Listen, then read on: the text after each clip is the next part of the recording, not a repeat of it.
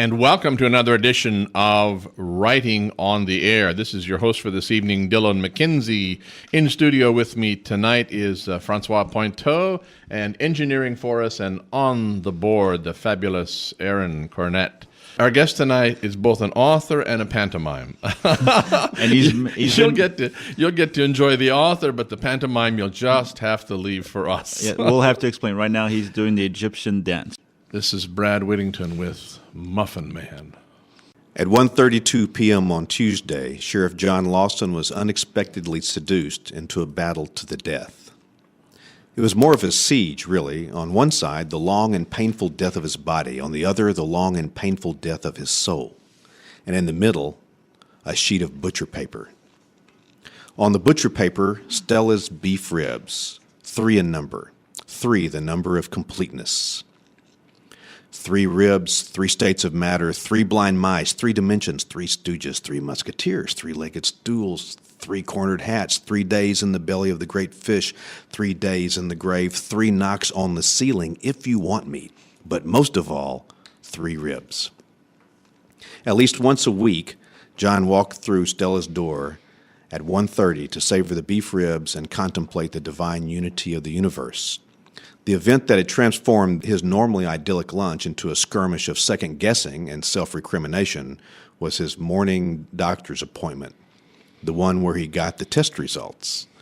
Doc had called his glucose numbers pre-diabetic, but he wasn't tentative about the cholesterol numbers.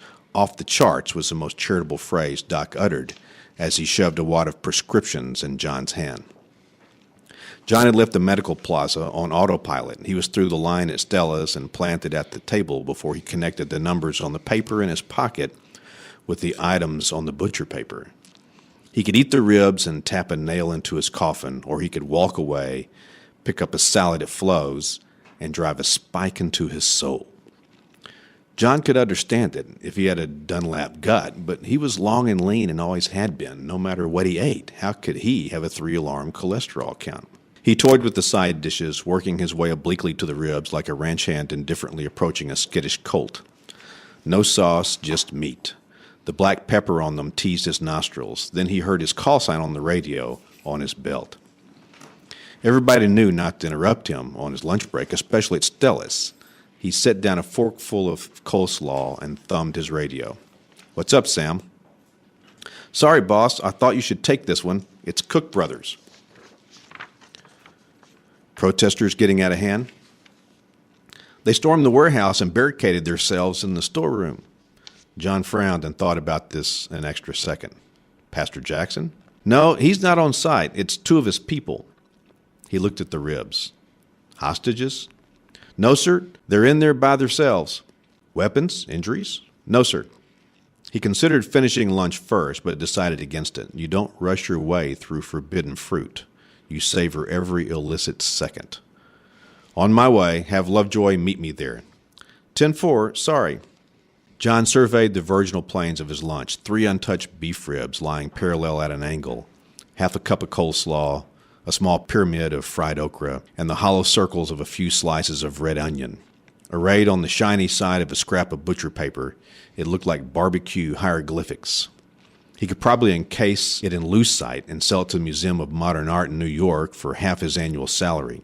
But wasting good barbecue is a crime in Texas. The thing that I noted, and our listeners have only heard this first little snippet, and you allowed us to read several different passages before the show.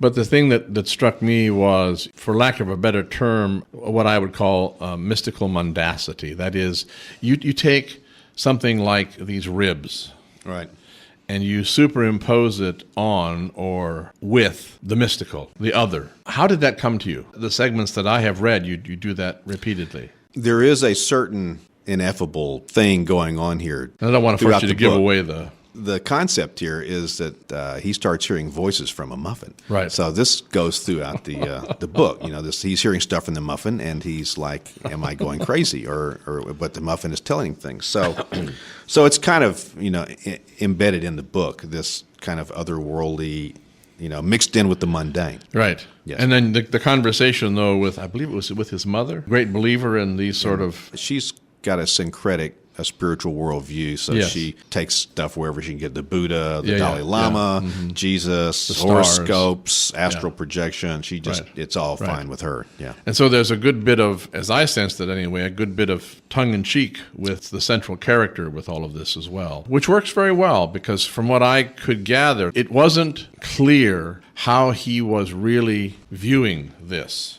the Well, talking muffin.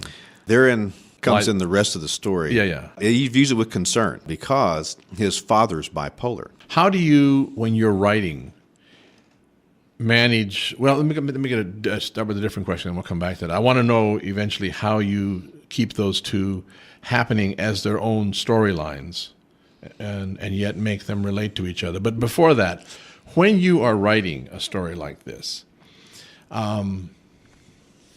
let me back up even further. When I'm writing a poem, I don't sit there and see a picture Right. and see a scene and describe it. The words simply are presented, and I write them down, and that's what it is. I mean, Right. now I may have written a poem about a pomegranate bush or something like that, where I have an image in mind. But even there, the image is secondary to what I'm writing. But I would imagine that when you're writing a story like this, you have to visualize in your head the action that's happening. Is that how it happens? Yeah, and basically what you're doing is you're putting a movie in your reader's head. Correct. So you have to be very visceral. And so as you're writing this, you are really doing the function more embellished of a screenwriter. You're doing all the things that screenwriters are not allowed to do. Exactly. Because you have to. Nobody's going to produce it. Yes, right. Now, did you write down the storylines before you started writing the book, or did you have the character in mind first? You started writing, and then the storylines came about. Yes. All of the above. Actually, I dreamed the opening scenes of this book. This is Dillon territory. He goes to get the people out of the warehouse. They set it on fire. He goes in and pulls, there's a muffin in there. And then when he leaves, it starts talking to him. I dreamed all of that. It was Saturday morning, and I woke up and went, wow, this is great. I jumped up and I ran downstairs. And I don't even know if I got dressed. I just ran downstairs and started writing it down. And the woman comes in, and I said, "Oh, listen to this. You got to hear this. This is in." I told her the story, and she said, "You should really say these things out loud to yourself before you tell them to someone else." She did not have the vision for the work. Yeah. Basically, I had a talking muffin, and I had to figure out, okay, who is the guy the muffin is talking to? Why is he hearing voices from a muffin? And that's all I had to go on, which is not a lot. Right. Not a lot for what ends up being like a 100,000 word novel. And yet I would say, Brad, and this again is, Francois has already alluded that I'm big on this, that I would say that in that portion of the dream that you had, that it's holographic. And by that I mean that there's more there than you actually saw in the dream, and so that you can keep drawing from that. Yeah, but there's no plot in that dream. No. And a novel has to have absolutely, but it's kind of nice if it has a plot. Absolutely. Right? And then the other observation I always make is that you're among some of the very best. Robert Louis Stevenson had his Little People, who he said gave him whole chapters every night. Right. And I mean, he did okay as an author. That's what I hear. So after you had this cool dream, you began to embellish and move that dream along, as it were. Well, I just had to fill out. So that's when I started doing what Francois was talking about and sitting down and saying, okay, who is this guy? What is he like? But you answered all those questions to yourself before you started writing the book. I did. So did you do that by making little notes on your characters? Yes. And okay. Yeah.